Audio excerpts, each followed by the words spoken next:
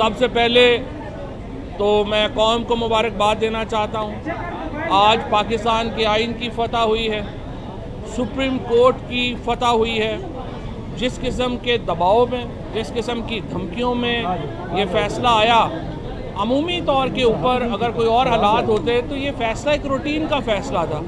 क्योंकि आप देखिए, पाकिस्तान का आइन वाज़ेह है, अगर असम्बली नहीं है 90 दिनों के अंदर इलेक्शन होने हैं, इसके अलावा कोई और चॉइस नहीं है। और मैं आपको बताऊं, ये जो इस वक्त इन्होंने एक हालात क्रिएट करने की कोशिश की सुप्रीम कोर्ट के अंदर, ये भी सिर्फ हुकूमत एक ढकोसला बना रही है। हुकूमत सिर्फ एक भागने से, इलेक्शन से भागने के तरीके ढूंढ रही है। 2 जज, 4 जज, 6 जज पूरी सुप्रीम कोर्ट में उनका अपना प्रोसीजरल व्यू जो भी हो, हाई कोर्ट्स में उनका प्रोसीजरल व्यू जो भी हो, पाकिस्तान के तमाम जजेस एक नुक्ते के ऊपर मुत्तफिक हैं, और वो ये है कि 90 दिन या उसके करीब तरीन जो हालात हैं उनमें इलेक्शन होने हैं। अगर पाकिस्तान एक जमहूरियत है तो इलेक्शन के बग़ैर निज़ाम की कोई तोजीह ही नहीं है, कोई रीज़न ही नहीं है। आप सिर्फ एक हालात में मुल्क में इलेक्शन नहीं करा सकते, और जब मुल्क में मार्शल लॉ लगाओ।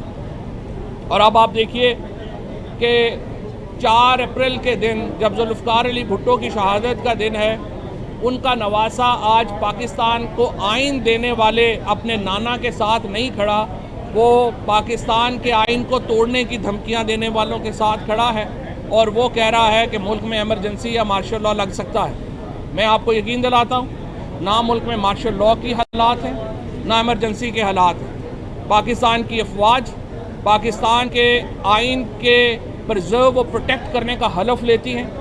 पाकिस्तान के अफवाज के सरबराहान इस हलफ के पाबंद हैं, और वो किसी तौर के ऊपर भी अपने हलफ से रोगर्दानी नहीं करेंगे।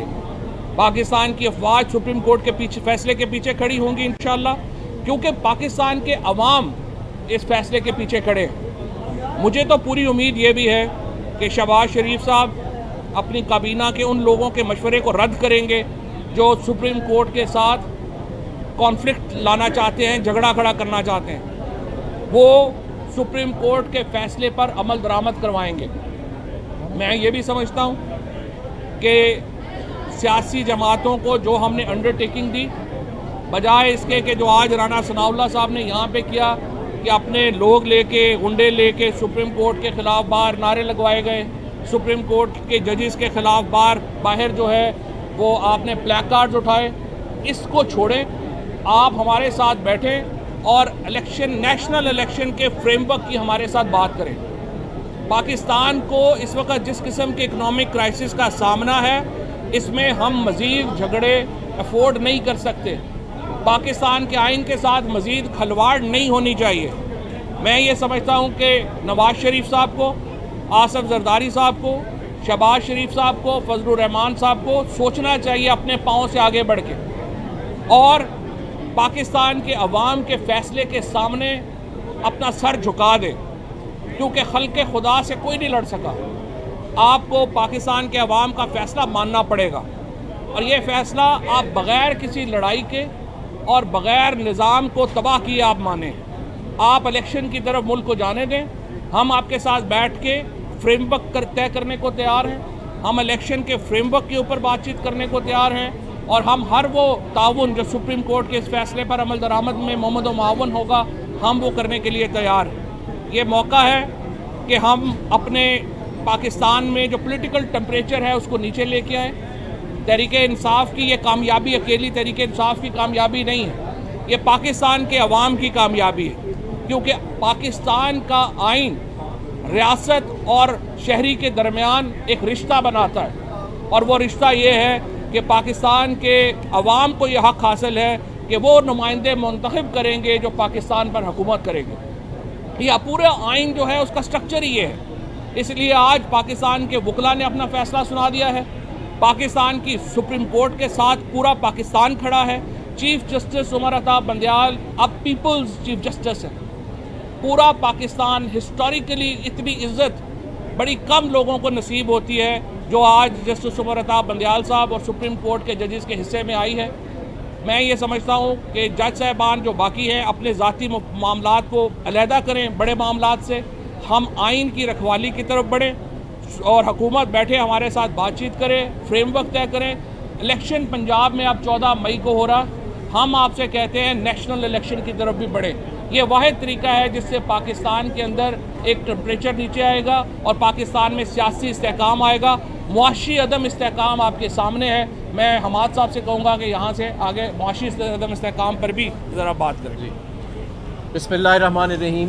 सबसे पहले तो मैं ये कहना चाहूँगा कि आज जो फ़ैसला हमारे ऑनरेबल जजेस ने सुनाया है, कानून और आइन के दायरे में रहते हुए इसके अलावा कोई फ़ैसला आ सकता भी नहीं था। और आज सुप्रीम कोर्ट के जजेस खराज तहसीन के मुस्तहिक हैं, क्योंकि उन्होंने ना सिर्फ आज आइन को बहाल किया है बल्कि जमहूरियत को भी बचा लिया है। देखें, इस मुल्क के अंदर माशी अदम इस्तेहकाम की एक बहुत बड़ी वजह सियासी अदम इस्तेहकाम है कि बार बार जमहूरियत पर और आइन पर वार किया जा रहा था और साजिश की जा रही थी। आज ये वाज़े हो गया है कि इस मुल्क में अगर हुक्मरानी होगी तो आइन की होगी और इस मुल्क का निज़ाम मुमलिकत जो आगे चलेगा वो जमहूरियत के तहत ही आगे चलेगा। और इस मुल्क के अंदर जो सॉवरन एंटिटी है अल्लाह ताला के बाद, वो खल्क़े खुदा रहेगी। मैं समझता हूँ कि जो बुनियाद आज रखी गई है ये एक बेहतरीन बुनियाद है।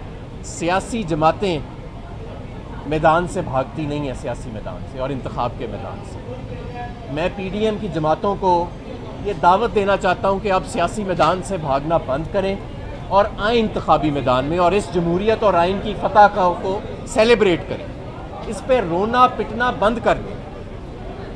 हमारी मईशत जिस नहज पे आज खड़ी है, पिछले 11 माह में जो इस मईशत के साथ हुआ है, अब इस मुल्क को स्टेबिलिटी चाहिए। 20 लोग आटे की लाइन, लोग आटे की 20 अफराद आटे की लाइनों में लग के अपनी जान से हाथ धो बैठे हैं और लाखों लाख अपनी इज़्ज़त नफ्स से मजरूह हो चुके हैं।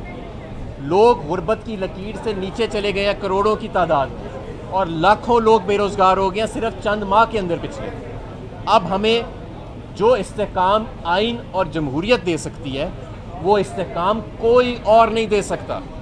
इसलिए किसी और की तरफ देखना बंद कर दीजिए और सिर्फ अपनी नज़रों को मकरूज़ का इस वक्त उनका जो फोकस है उसको आवाम की तरफ लेके जाएं, खल्क़े खुदा की तरफ लेके जाएं।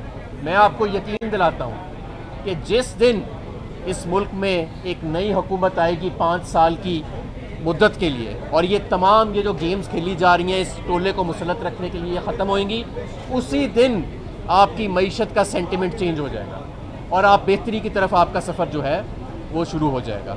लिहाजा आज आइन और कानून के मुताबिक फ़ैसला आया, आइन को बहाल किया गया और जमहूरियत को बचा लिया गया, जो आज पूरी कौम के लिए एक फ़तह था।